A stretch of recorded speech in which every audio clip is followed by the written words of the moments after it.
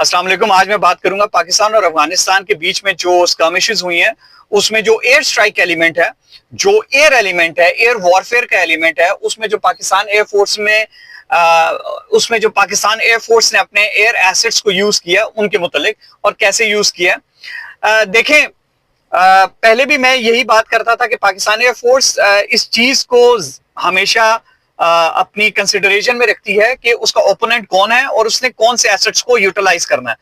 तो इंडिया के खिलाफ हमारे तमाम के तमाम एसेट्स अपने हरकत में आए, तमाम टॉप एसेट्स को हमने अपने हरकत में लेके आए, और हमारी जो एयरफोर्स थी वो एयरबॉर्न थी।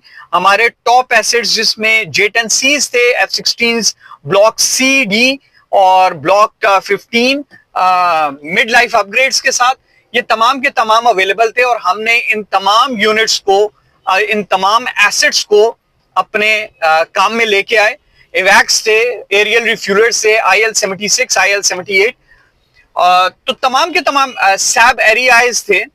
तो तमाम के तमाम एलिमेंट्स जो थे वो हमने यूटिलाइज किए एयर वॉरफेयर के। लेकिन when we are talking of Afghanistan, तो चूंकि उनका जो एयर डिफेंस सिस्टम है वो ना होने के बराबर है, उनकी एयरफोर्स नहीं है, तो पाकिस्तान ने यूज किए अपने drone technology. Drone technology use करने में हमेशा जो कंसिडरेशंस होती हैं वो ये होती है, नंबर वन, ऑफ कोर्स आप अपने जो बहुत एक्सपेंसिव एयर एसेट्स होते हैं उनको फालतू में रिस्क में नहीं डालते हैं, उनको ओवर यूज नहीं करते हैं। आप उन तमाम एसेट्स में of course there is a pilot who is involved. तो आप ऐसे बैटल सिनेरियो में जहां पे आपका स्कामिश लेवल एक डिफरेंट कैटेगरी का होता है, you try to deploy the other resources जिसमें आपके रिस्क एलिमेंट कम से कम होते हैं।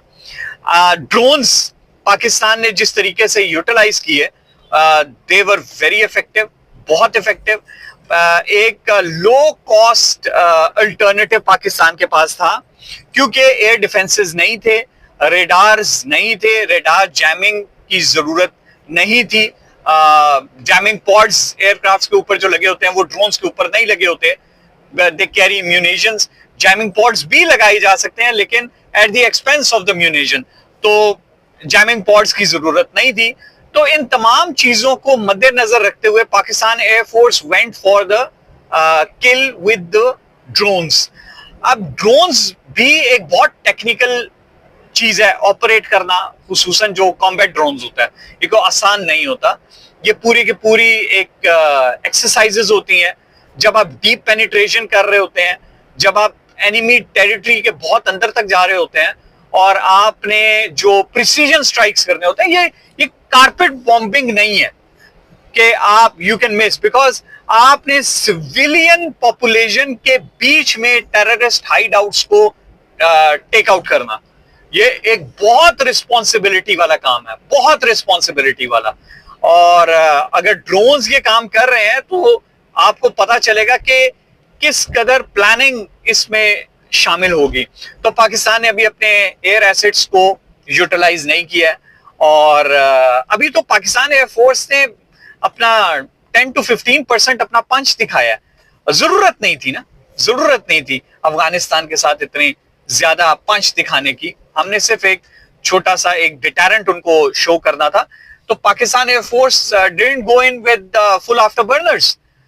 तो वो तो देखें, पाकिस्तान एयरफोर्स नोज कि उसने कौन से अपने एसेट को कब यूटिलाइज करना है।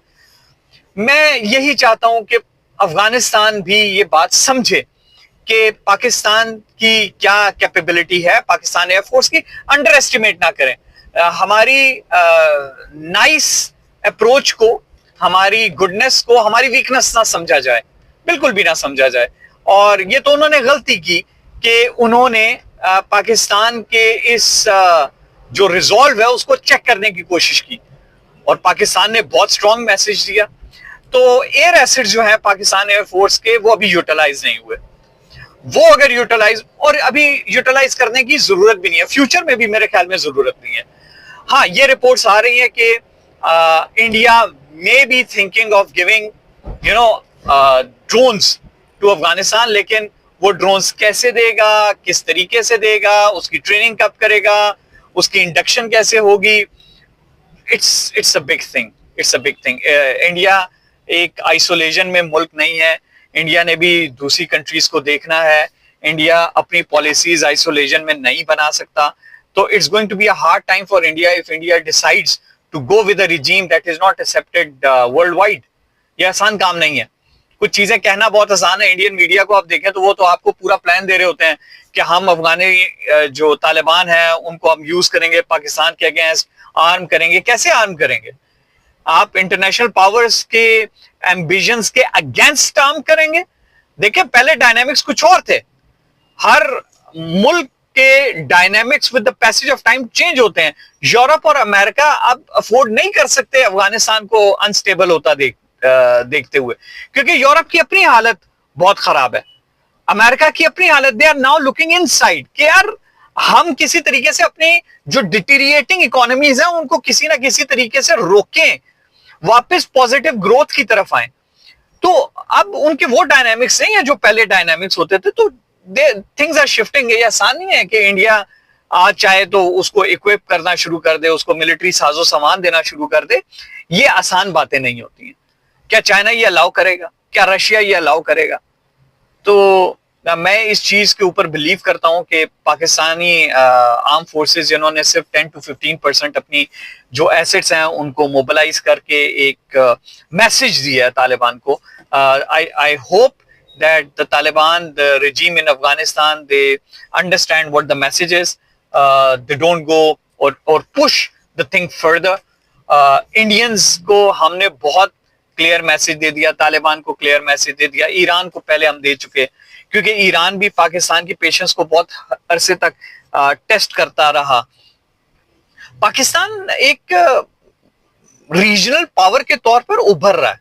कोई इसको माने ना माने, देखें, किसी के ना मानने से ये रियलिटी अब ढकी छुपी नहीं रह सकती. किसी के इग्नोर करने से, किसी के मजाक उड़ाने से रियलिटी चेंज नहीं होती. तो Pakistan is becoming a regional power. मैं अपने तमाम अफगानी भाइयों को, मुसलमान भाइयों को ये मैसेज देना चाहता हूं कि पाकिस्तान एक बहुत प्यार करने वाला मुल्क है. पाकिस्तान ने आपको 40 साल तक बहुत प्यार दिया.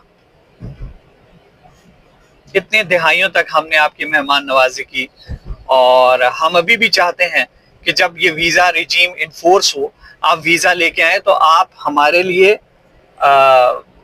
बाइसे एहतराम हैं. हम आपको वेलकम करेंगे. You are most welcome to by to do all the legal activities जो कि वो वीजा उसको कवर करे. तो यू आर मोस्ट वेलकम. तो पाकिस्तान आर्म फोर्सेस ने अभी अपनी एबिलिटीज पूरी इस्तेमाल नहीं की. अगर पूरी एबिलिटीज इस्तेमाल करती तो बात तो कहां से कहां पहुंच जाती.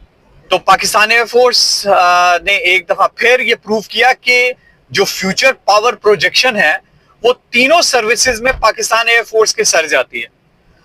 देखिए, आपकी जो वॉरफेयर है, जो पावर प्रोजेक्शन है, वो कुछ सालों की गेम नहीं है, वो दिनों की गेम भी नहीं है, वो एक स्ट्राइक एलिमेंट है.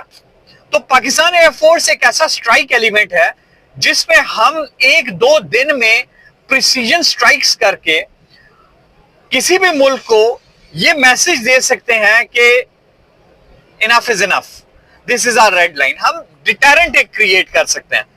तो पाकिस्तान एयरफोर्स ने ये काम कर दिखाया. अपने एसेट्स को मोबिलाइज किया, अपने उन एसेट्स को जो एसेट्स वो समझते थे कि 10 to 15% एसेट्स काफी होंगे इस कामिश के लिए, उनको मोबिलाइज करके प्रिसीजन स्ट्राइक्स करके आपने पाकिस्तानी कौम का सर फख्र से बुलंद किया. We are proud of you. और दुआ है पाकिस्तान के लिए कि पाकिस्तान का मुस्तकबिल रोशन हो. पाकिस्तान जिंदाबाद. Do like, subscribe and support professor Adeel Azmat. अल्लाह हाफिज.